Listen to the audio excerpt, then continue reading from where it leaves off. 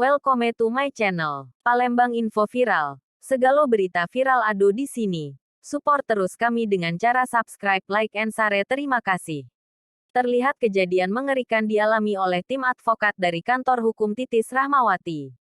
Mobil yang dikendarai oleh timnya diduga sengaja dihalangi dan dikejar oleh beberapa ok. Selanjutnya ditabrak oleh seorang pria yang telah diketahui identitasnya.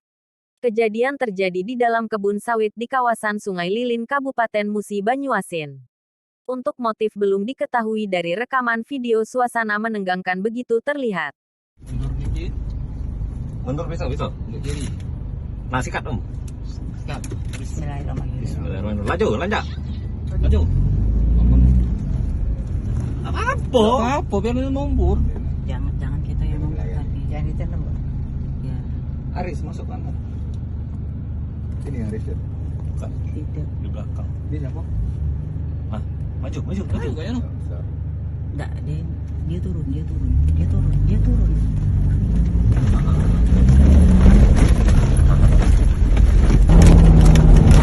Nyawa kami terancam.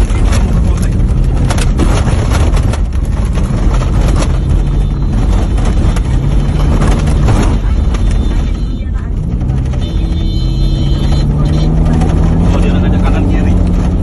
Biar kita